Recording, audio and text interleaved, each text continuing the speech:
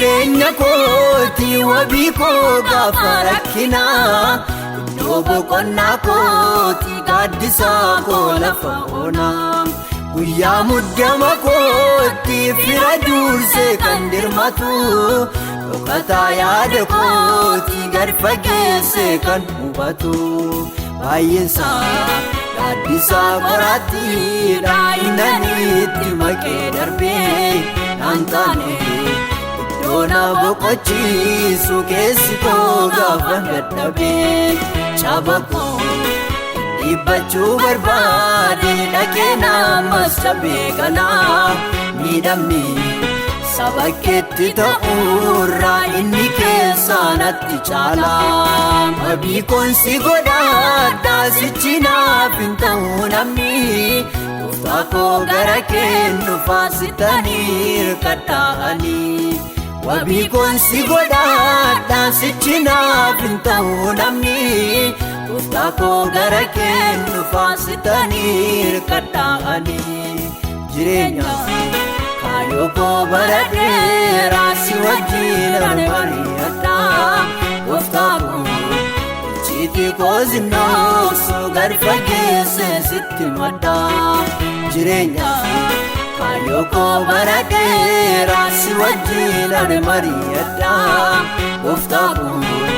icciitii koo zinnoofsu gad fageessee sitti maddaa.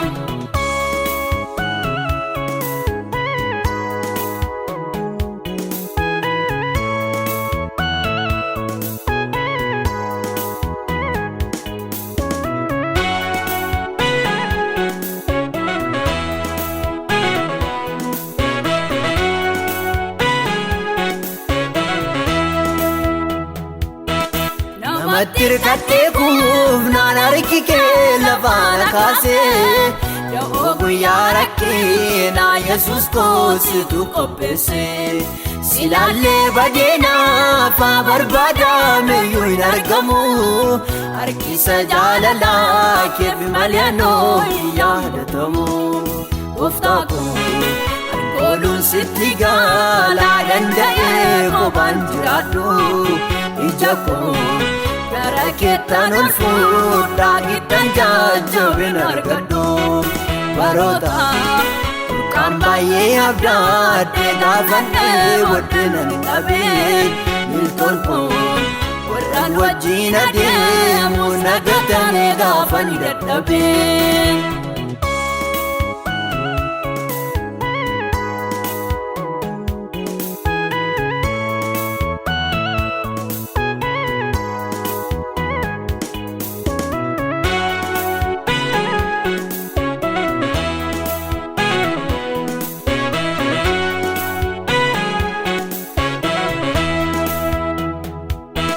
Walqoqqooduun baay'atee garaan namootaa wal dhufee gurmuu gaarii diigamaa gaafadhaan jaalalaa laafee tokkummaa eeggachuudhaaf waliif obsuu hin danda'anii icciitii gabaabaasu obbolaanee wal hammeessanii jireenya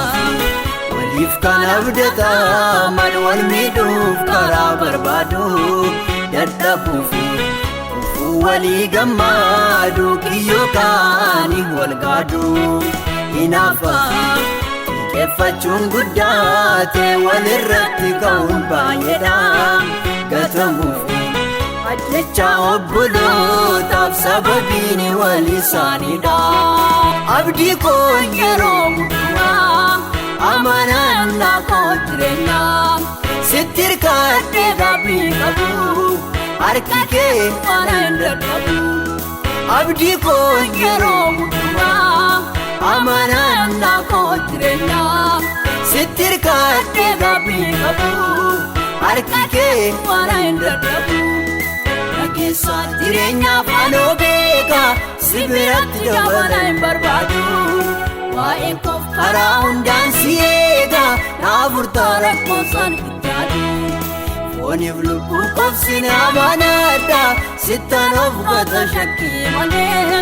karaa koo waan hundumtuu dhumaadha bira qabaate hin qabu tokkollee nageessaa jireenyaaf anoo beeka argeera sibiratti dabalan barbaadu baay'ee koof karaa hundaan si'eedha naafurtaa rakkoon salphitti yaadu